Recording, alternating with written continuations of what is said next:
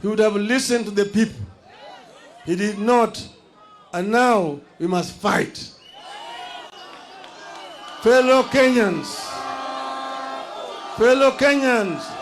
comrades, a regime that has so blatantly ignored and betrayed us does not deserve our delegated power.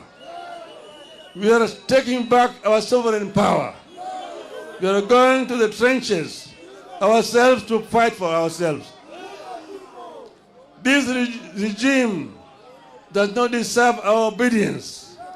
We have no obligation to work for the success of a regime that has no interest in our success. We are the people. Sitasimama maovu ya kitawala, sitasimama maovu ya kitawala. Hello? There's no other option left. We must fight. We are going to fight everywhere and anywhere until the Finance Act is repealed. We will adopt a series of acts of civil disobedience to force this regime to recognize that we, the people, are supreme. Through civil disobedience, we will deny Ruto the taxes he thinks he can extort from us by force. Dear Kenyans, we have been abandoned by our leaders. We must now look out for each other and be our brothers and sisters keepers. Here, therefore, are my requests to you, my people of Kenya. Let us embrace tax boycotts. Let us deny Ruto the fuel tax by limiting consumption of petrol and diesel. One way to do this is to carpool. Let us arrange to make regular journeys in a single vehicle whenever possible. Give each other a ride. Cut down on non-essential travel. Walk instead of driving whenever possible.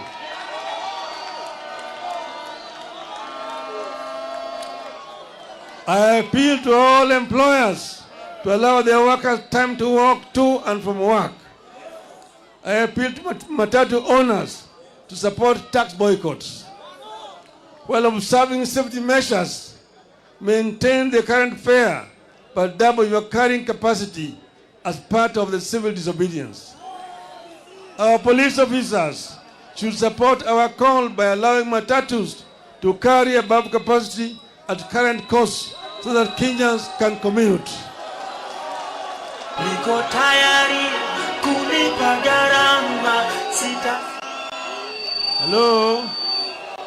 I appeal to businesses to disable or avoid electronic tax registers, make nil returns on VAT, and instead give discounts to customers. This way, we shall recover the VAT Ruto is taking illegally through the fuel. I appeal to employers to ignore the punitive deductions of employees' salaries that will only line the pockets of Ruto's strategically placed cronies. Mr. Ruto is driving us off the roads with high fuel prices. We must deny his officers the comfort of driving us off the road with their vehicles.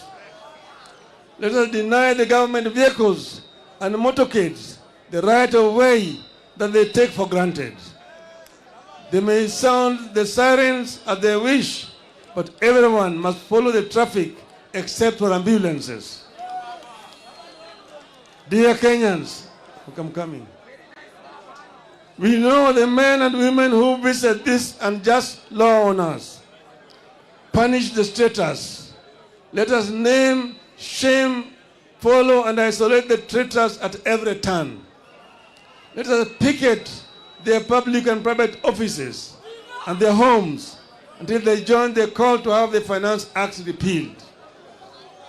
Today, and with absolute respect and humility, I'm reaching out to the online community in the country and diaspora, the famous Kenyans on Twitter, the content creators and the TikTokers.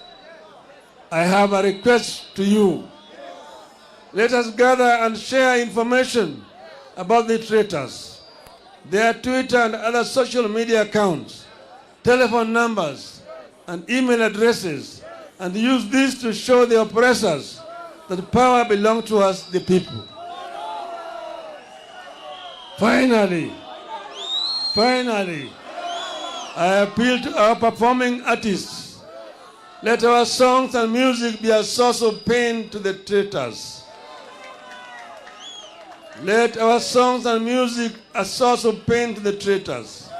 Let our music carry our disappointments and support the fight against Ruto and his contemporaries until Ruto learns to respect the people.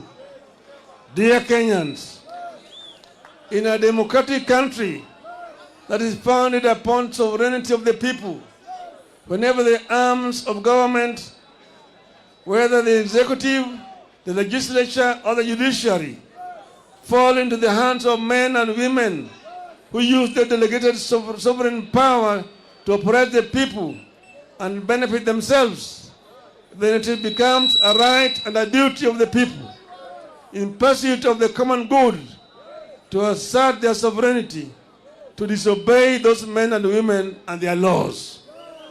We are asserting our sovereignty. Civil disobedience begins with personal actions. We begin today, and we will continue progressively, discreetly and publicly, culminating in the official start of massive countrywide demonstrations. How come that fuel in Uganda is cheaper than fuel in Kenya? Ooh. To those who make unjust laws, to those issue oppressive decrees, let us get to work. Let us get to work. Tuanze kazi. Tuanze kazi.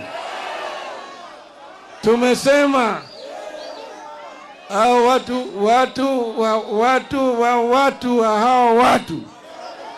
wamesaliti jamii ya Kenya.